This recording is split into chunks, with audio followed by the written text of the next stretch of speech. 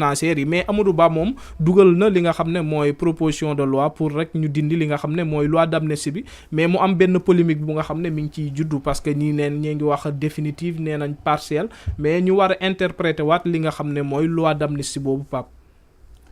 waaw Omar man Amadou Ba sama xarit la ñëpp xam nañ ko. waaye proposition de loi bi mu dugal man ànduma ci. ànduma ci parce que tamit nag il faut que nañuy faral suñuy kàddu daaw di jëf ak suñuy di méngoog suñuy jëfu ren. muy président Bassirou Diomaye Faye muy premier ministre Ousmane Sonko bi ñuy nekkee campagne ñoom ñaar ñëpp ñoo taxaw ne sénégalais yi dañuy abroger cette loi d'amnistie. abrogation nag abrogation la tudd. mais boo xasee dem toog naa da ngay dugal une loi interprétative. moi je dis qu'il y a un problème boo dugalee une loi interprétative mooy maanaam mooy loi d'amnistie bi leerul. ñaar daañ ko modifier. ñett buñ ko modifier dana am ña nga xam ne daañ leen génnee des champs de poursuite dootu ñu leen mun topp. dama jàpp ni que loolu ñu bàyyi fi woon loi bi sax moo gën amnistie bi nii nekk nii quoi parce que faire une relecture de la loi d'amnistie li muy njëkk teg sur la table mooy les promesses yi nga xam ne moom la le chef de l'État ak son premier ministre def loolu mu leer li muy tegaat sur la table mooy les attentes des Sénégalais et particulièrement des familles des victimes. moo tax dama jàpp ni que interpréter cette loi là. ci beneen guuta la ñuy dugal. des responsabilités ont été engagées am na ci ñu ci ñàkk seen bakkan am na ñu ci dee am na Omar bu ñu abrogé wul totalement cette loi d'amnistie bu ñu demee ba interpréter ko bu ñuy situer on va situer partiellement les responsabilités. Absolument parce que ñoom jàpp nañ ne ci li nga xam ne mooy ñi ñu war a topp mooy nervi yeeg force de défense et de sécurité yi nga xam ne voilà dañ doon rey li nga xam ne mooy askan bi mais ñi nga xam ne ay motivation politique moo leen taxoon a jóg ci manifestation bi ñooñu mënutuñ leen toppee dara. bon nervi yi nu ñu leen di jàppee. mën nañ ko boole ci li nga xam ne mooy. takk der yi nu ñu leen di jàppee Oumar takk der yi ils travaillent en unité constituée. takk der yi sur le terrain pour nga jàpp leen seen chef yi ngay jàpp de seen chef yi ngay jàpp. mais ku jël sa fetal tirer nit. est-ce que sa chef la ñu war a jàpp. non day fekk nga gis kii tirer bu weesoo kiñ ne fii Parcelles Assainies. le cas de Cheikh Wade. waaw. amul feneen foo gisee bu dul les résultats d'autopsie yu wane ni que yi bal fetal lañ leen dóor. te foofu aussi je crois que enquêtes yi dañ leen bâclé woon à l'époque de telle sorte que sauf à Ziguinchor je dis bien je pèse bien mes mots sauf à Ziguinchor où le procureur dafa exiger woon sax la présence d'un expert balistique pour ñu mën a déterminer le type de balle yi nga xam ne moom lañ doon utiliser mais feneen autopsie nii rek lañuy def yemale ko foofu mais beneen pour revenir sur la loi Omar c'est-à-dire que en fait takk der yi doon yore gànnaay nervi yi man dama jàpp que il est inquestion que ces gens-là ne payent pas il faut que ces gens ñu fay léegi nag après s'il faut aller vers le pardon on va vers le pardon mais il faut que Omar ñu mën a toog établir ni que Pape Sané moo jox ordre Omar moo jox ordre diw moo def li yëg lii parce que nag pour wax ko dama ne ci wàllu maintien de l'ordre boo leen di dem di ko defe ji arme létale boo leen koy yóbbu sax ci biir oto bi lay des mooy en dernier recours moom ngeen di utiliser en dernier recours. Absolument. loolu ci wàllu police la ci wàllu gendarmerie pour gendarmerie wàcc sur le terrain. Je convoque le décret 74. Ouais. Président de la République. Kese ak ministre des forces armées ñoo mën a ordonner les mots ont leur sens ordonner la gendarmerie ñu déployer wu sur le terrain ci opération yi ni mel. Manifestation yi yëpp pour gendarmerie wàcc il faut président de la République aussi joxe abalam. Il faut non. yenn manifestation yi encadré et tout. kooku le ministre de l'Intérieur. ou le préfet ou le gouverneur le préfet ou le sous-préfet ñoom mën nañu demander le concours. demander. Absolument. Les mots ont leur sens. Ordonner et demander ñaar yëpp bokkul. mën nañu demander gendarmerie. mais ki nga xam ne moo am sañ-sañu taxaw ne ko wàcc leen lépp 1000 hommes armés à Bignona ou à Ziguinchor c'est le président de la République et le ministre des forces armées. waaw xam nga kon mu nekk une chaîne de responsabilité. moo tax ma ne la buñ naree abrogé. buñ naree interprété. daañu topp peut-être les gendarmes les policiers qui étaient sur le terrain. mais seeni kilifa kenn du leen topp. te ñoom ñoo joxe woon ordre yi. te déggoo ma ne la soo jëlee le décret 74. sur l'opérationnalité de la gendarmerie président de la République kese ak le ministre des forces armées ñoo mun a ordonner le déploiement de la gendarmerie en tout lieu en toute heure en toutes circonstances ministre de l'Intérieur préfet sous-préfet dañuy demander. Absolument. ils demandent juste waaw le service de la gendarmerie. duñu ordonné dañ koy demander dañuy ñaan donc voici là moo tax ma ne interpréter loi bi ça veut dire que y a des gens qu'on va sortir du champ de poursuite. mais est-ce que nekkul li nga xam ne moo gën a réaliste actuellement ci jamono ji ñu nekk parce que man sànq damay fàttali rek première émission yi nga xam ne def nañ ko bi Diomaye ak Sonko jëlee réew mi. am na moo phrase boo waxoon muy li nga xam ne mooy mandat bi c'est un cadeau empoisonné est-ce que mënuñ jàpp ne loi d'amnistie bi ci la bokk parce que day nekk lu nga xam ne lu difficile la trop nañ ko wax pour ñu abroger ko totalement. mais Omar c'est un cadeau empoisonné d'accord naa ci ak yow mais nag Omar. loi bi ñu abrogé ko benn wala ñu bañ ko abrogé ñu bàyyi ko en l'état c'est-à-dire gis nga un état tu dois avoir le courage et les moyens de ta politique parce qu'on nous dit que la loi elle est impersonnelle quoi parce que là buñ ko abrogé buñ ko interpréter on va vers une personnalisation de la loi mooy maanaam tel type de personne rek nañu mën a topp c'est sélectif voilà te dama la wax encore une fois laisse-moi je te sors le décret 74 bi nga xam ne moo organisé la gendarmerie. Omar tu vas voir que c'est pas mu ngoog daal dafa doy war daal Omar guute gi Macky moo ñu ci dugal de. non Macky moom ma ne li yëpp daf ko préparé defal ko boppam. li yëpp daf ko préparé defal ko boppam en tout cas daal li ma jàpp. mooy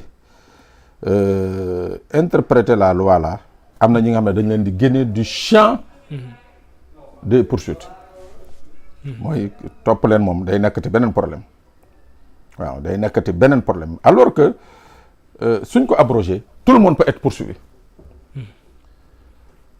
le commandement de la police comme de la gendarmerie les ministres yi nga xam ne ñoo doon joxe ordre ba ci le président de la République kenn du ci mucc waaw mais est-ce que suñu ko abrogé totalement tamit est-ce que ñi nga xam ne mooy régime bi fi nekk Pastef et ses militants mën nañ wax sax que le premier ministre mën nañ ko ci toppaat président moom tëj ko loolu c'est impossible mais est-ce que ñenn ci membre du gouvernement bi ak partisans yi nga xam ne ñoo nekkoon prison du nekk lu nga xam ne tamit day méttiwaat seen côté. non kenn du leen dugal ci kaso bi daal Omar loolu c'est. non mais la loi tamit dañ koy respecter. waaw mais déedéet buñ ko wàccee loolu moom du dugg kooku moom du lu nga xam ne day non. Que faire donc Pape Sané? Que faire situation bi que faire? mooy abroger. totalement ou bien ne pas abroger. Omar mbir da nga koy ñeme. C'est une promesse et je suis sûr d'une chose mooy que kii di Bassirou Diomaye Faye kii di Ousmane Sonko. Ils ont envie que seen promesse ñu tenir ko vis-à-vis des Sénégalais. waaw ils ont envie léegi nag qu'est-ce qu'il faut faire est-ce qu'il faut jël affaire bi def ko rek benn comme je dis nii Omar li may wax daal maa ngi koy wax fii ci je le dis à la télé bu boobaa am na ñi nga xam ne moom kenn dootu leen mën a topp. waay kenn dootu leen mën a topp loolu moom je te le dis maa la ko wax fii kenn dootu leen mën a topp voilà kenn dootu leen mën a topp. parce que am na ay nervis identifié nañ leen. ñooñu moom voilà am nga ay preuve ci ñoom ki nga xam ne tamit dafa jël tiré expertise balistique bi mën nga am preuve ci moom mais ki nga xam ne moo la wax demal def lii kooku pour nga jàpp ko tamit dina nekk problème ci situation boobu. Titre premier principes généraux de l'action de la gendarmerie chapitre 1 attribution de la gendarmerie nationale. ñu ne la article 2 mise en mouvement de l'action de la gendarmerie. En raison de son organisation militaire et de la nature mixte de son service. La gendarmerie est mise en mouvement sur ordre du président de la République, en toute matière et en toutes circonstances, sur ordre du ministre des Forces armées en ce qui concerne les matières énumérées au chapitre 4, sur demande de concours ou sur réquisition par les autres autorités habilitées à employer la gendarmerie. Pour les attributions définies au titre 2, la gendarmerie reçoit des instructions des différents ministres, notamment du ministre de l'Intérieur et du ministre de la Justice. Omar, xam nga lii lu leer nañ la. Sur ordre du président et sur ordre du ministre des Forces armées. Donc lii moo tax ma ne la waa léegi takk der yi nga xam ne ñoom nañu accusé ne ñoom ñoo nekkoon sur le terrain di tirer. D'accord mais takk der yi dafa am fu ñu jóge. Il y a toute une chaîne de commandement bu egsi ba ci ñoom nee la boo leen di dem maintien de l'ordre arme létale dañ koy prévoir yóbbu ko mais dañ koy bàyyi ci biir oto bi du génn. Pour preuve les 6-7 policiers yu ñu reyoon fii 1994. manifestation yu métti. manifestation la woon. mënoon nañ jël seen arme faire face mais ils ont préféré être tués que de utiliser seen arme. arme yaa ngi woon ci biir oto bi munitions yaa ngi woon ci biir oto bi mais ils ont préféré ne pas utiliser. Donc ça veut dire que c'est tellement bien organisé léegi nag nit ki boo ko jëlee nag par exemple ñu ne la on a déployé le GARSI jógee Bakel Kédougou ñëw Bignona le GARSI qui est une unité de lutte contre le terrorisme. Terrorisme waay.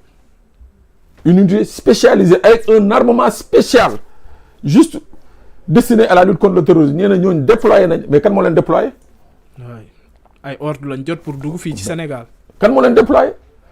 Bon donc léegi yow boo ko bëggee yemale boo ko bëggee sur justement nervis yeeg policiers yeeg gendarmes yi nekkoon sur le terrain mais tu sacrifies ces gens ont reçu des ordres ce sont les donneurs d'ordre qu'il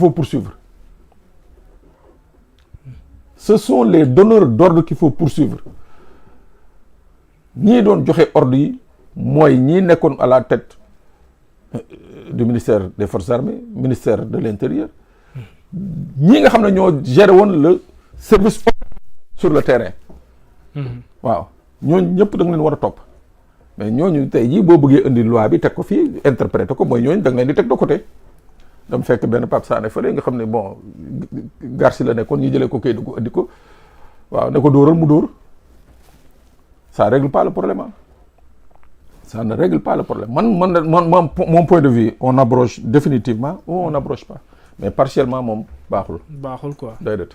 En tout cas man amnistie bi nii dafa xaw a compliqué quoi franchement parler sooy xool yu ci bëri laxasu na ci gis nga Ousmane Sonko rek bi mu demee Grand Théâtre maa ngi fàttali ko mi ngi wax ba ne moom baale na mais xale yi dañ ko yuuxu naan ko non ñun baaliwuñ li nga xam ne mooy amnistie bi ñoom tamit am na benn pression bu nga xam ne tegu na seen kaw. mais xam nga baale bi je l'ai dit l'autre jour baale bi en fait il faut que d'abord balaa président Bassirou Diomaye Faye wala Ousmane Sonko di baale. Il faut qu'on rende d'abord justice aux victimes. xam nga foofu le pouvoir président am le président amee pouvoir. même pouvoir de grâce dañ la naan. il faut ñu àtte ba pare président soog a mën a gracier. Absolument. waaw mais alors là on parle de matière de crime mais il faut que Omar. il faut que yoon am soo amee ba pare assemblée soog a mën a amnistier. parce que l'amnistie est une prérogative de l'Assemblée nationale. waaw mais nii Ousmane Sonko na baal ñëpp jullit na baal ñëpp Bassirou Diomaye Faye jullit na baal ñëpp mais pour autant ils n'ont pas le droit di baal à la place des Sénégalais. Sénégalais ni ñu mën a baale mooy ñu yoonal ne leen bon voilà mu ngi nii yoon nee na lii ak lii yoon nee na waaw Pape Sané bokk ci woon. waaw diw bokkoon na ci lii après au-delà nag maintenant nag bu ñu demee nag ba boobu am ñu amnistie y a aucun problème c'est justement le problème de cette loi d'amnistie parce que loi d'amnistie yi fi am Sénégal yëpp je l'ai rappelé bu ci gën a metti c'est sur la crise casamançaise. Omar, des militaires ont été tués, des policiers tués, des gendarmes tués. ñii ñu pendre leen ñii ñu def leen ay façon dee yu ñaawa. Des familles entières ont été explosées pour te dire. ay façon yu bon bu nekk. mais il a fallu que ñu juger ñooñu ba pare. dugal leen ci kaso bi. après aller vers une loi d'amnistie. mais boobu gën a metti. parce que boobu ce sont nos FDS nañ doon def yenn defin yu ñaaw yi. mais il a fallu. justement au nom de la concorde nationale ñu tëj leen juger leen tëj leen ba pare soog a aller vers une loi d'amnistie. soo xoolee l'affaire la loi Ezzan c'est la même chose. waaw justice d'abord. mooy jiitu. soo xoolee affaire Mamadou Dia Senghor Valdiodio c'est la même chose justice d'abord après aller vers une loi d'amnistie mais on peut pas amnistier des faits yi nga xam ne ba tey jii kenn xamul kan mooy responsable bi personne ne sait qui est responsable de ça. On suppose, oui, on a vu qu'il y a des takk der yu àndoon ay nervis yore gànnaay di dóor on a vu des gendarmes d'élite qui ont été déployés en Casamance yooyu yëpp on a vu mais il faut que ñu xam fan la mbir yi jógee ñan ñoo doon joxe ordre yi ak les soubassements parce que tamit Oumar lii fi xew nañ ko wax mooy que y en a qui voulaient le chaos dans ce pays am